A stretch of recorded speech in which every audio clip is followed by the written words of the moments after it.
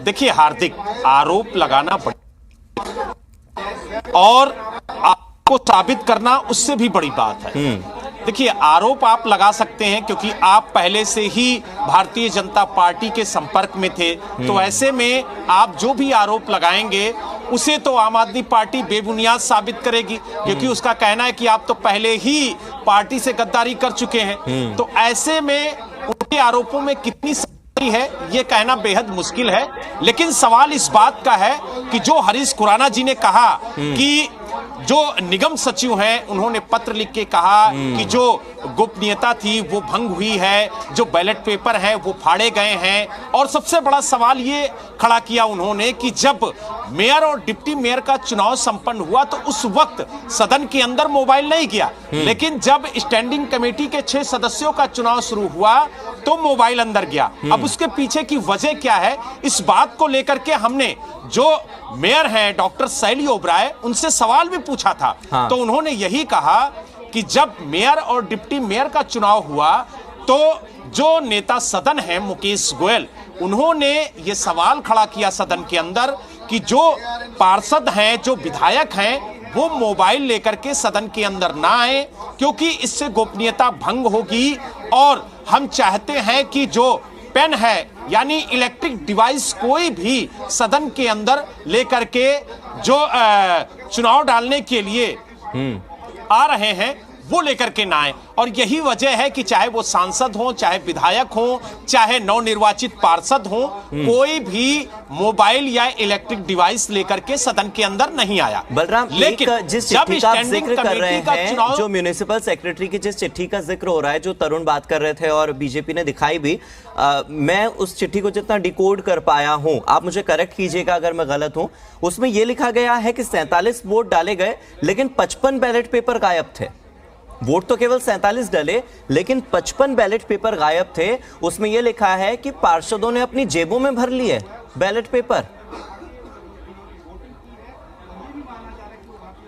देखिए हार्दिक, ये सवाल बिल्कुल सही है और इस बात को लेकर के महापौर ने सदन के अंदर कार्रवाई की बात भी कही थी। उन्होंने कहा था कि जिन पार्षदों को बैलेट पेपर दिए गए हैं वो वोट नहीं डाल रहे हैं, लिहाजा वो बैलेट पेपर वापस किए जाएं। 3 बार उन्होंने सदन के अंदर इस बात को कहा कि जिनके पास बैलेट पेपर है, क्योंकि बैलेट पेपर फाड़ने की कोशिश की गई, बैलेट पेपर फेंकने की कोशिश की गई, और जिन पार्षदों को बैलेट पेपर दिए गए उन्हें, जबकि सदन के अंदर रेखा गुप्ता को बुलाया गया कि आइए आप अपना वोट डालिए, वो वोट डालने नहीं गई। उसके बाद जब अमित नागपाल जो बीजेपी के पार्षद हैं उन्हें वोट डालने के लिए महापौर ने आमंत्रित किया तो वो मंच तक गए, और जैसे ही उन्हें बैलेट पेपर देने की कोशिश की गई उन्होंने पूरा बैलेट पेपर फाड़ने की कोशिश की। हालांकि काफी हद तक जो बैलेट पेपर है वो फट भी गए, उसकी तस्वीरें भी सामने आई। और उस वक्त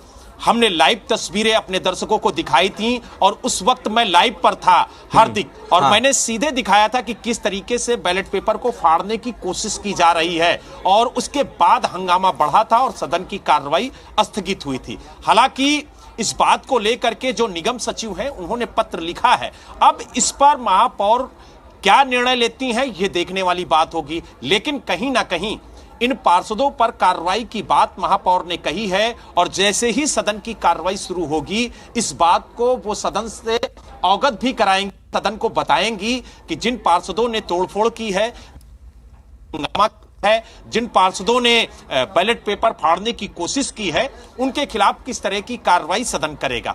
अब रही बात जिस तरीके से आरोप लगाए गए कि जब स्टैंडिंग कमेटी के सदस्यों का चुनाव हुआ तो उसमें मोबाइल ले जाया गया, तो इस पर महापौर ने यही कहा था कि जब मेयर और डिप्टी मेयर का चुनाव शुरू हुआ तो मोबाइल को लेकर के आपत्ति सदन के अंदर जताई गई, जिसको लेकर के हमने निर्णय लिया कि मोबाइल सदन के अंदर नहीं जाएगा। ठीक है। लेकिन जब स्टैंडिंग कमेटी का चुनाव शुरू हुआ तो मोबाइल को लेकर के किसी ने कोई आपत्ति नहीं दर्ज कराई। हालांकि इलेक्शन कमीशन भी ये कहता है कि अगर मोबाइल साइलेंट है तो आप उसको पोलिंग बूथ के अंदर तक ले जा सकते हैं, क्योंकि ये पहली बार दिल्ली स्टेट इलेक्शन कमीशन ने एमसीडी चुनाव में ही निर्देश जारी किया था और साफ तौर से कहा था कि आप मोबाइल का अंदर दुरुपयोग नहीं करेंगे, यानी आप फोन नहीं करेंगे, आप वीडियो नहीं बनाएंगे, आप तस्वीरें नहीं लेंगे, लेकिन आप मोबाइल ले जा सकते हैं।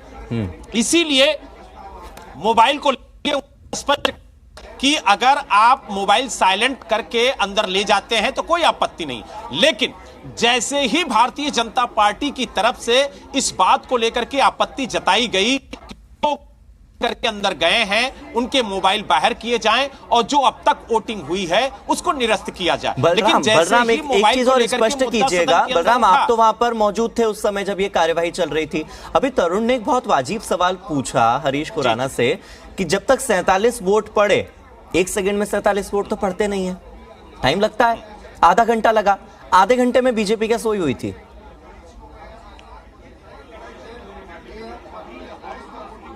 देखिए, इसी बात पर मैं आ रहा था।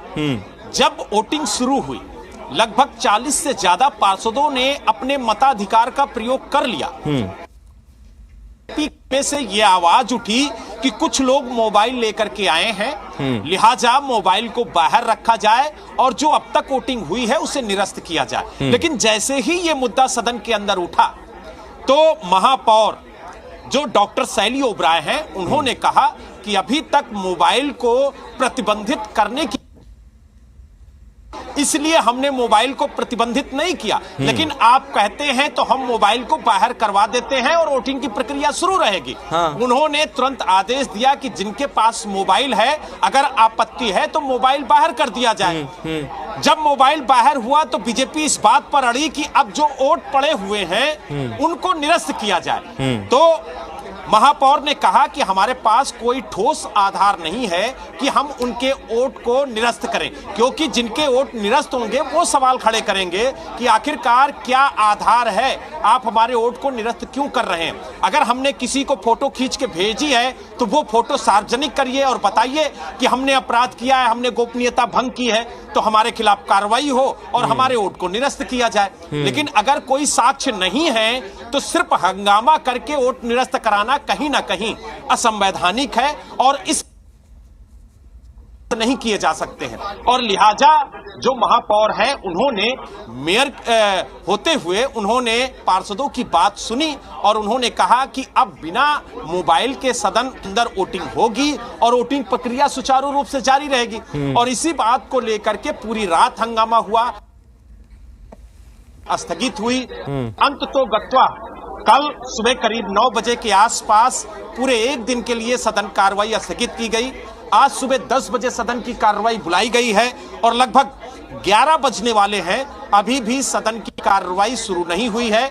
और सदन की कार्रवाई इसलिए नहीं शुरू हुई है क्योंकि पूरे है और जो निगम सचिव हैं उन्होंने सूचना महापौर को अभी तक नहीं दी है कि सदन की कार्रवाई के लिए सदन पूरी तरह से तैयार है, आप आइए और सदन की कार्रवाई प्रारंभ करिए, क्योंकि अभी पूरे पार्षद ही नहीं आए हैं। अगर कार्रवाई हो जाएगी तो समय के महत्व को कोई पार्षद समझ नहीं रहा है और इस बात पर उनकी नजर नहीं है कि उनकी इस लेट लतीफी पर हमारी नजर है।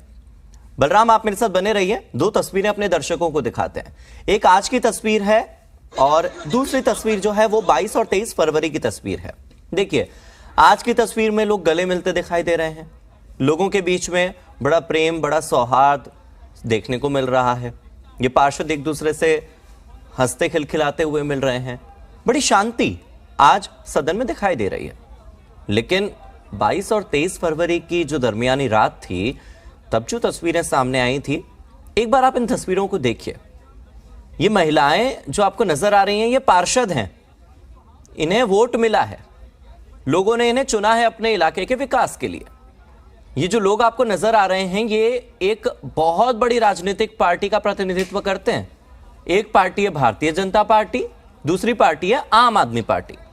दोनों बहुत बड़े बड़े राजनीतिक दल हैं। इनके जो नेतृत्व करता है उनके नाम भी बहुत बड़े बड़े हैं, लेकिन इनके जो काम हैं वो कितने छोटे हैं। जरा वो देखिए कि कैसे एक दूसरे पर लात घूंसे बरसाते नजर आए ये लोग, कैसे एक दूसरे के साथ मारपीट करते नजर आए ये लोग, और कैसे केवल एक चुनाव को लेकर यह मामला इतना गड़बड़ाया कि सरकारी संपत्ति को तहस नहस कर दिया गया। 2 तस्वीरें देखिए आप।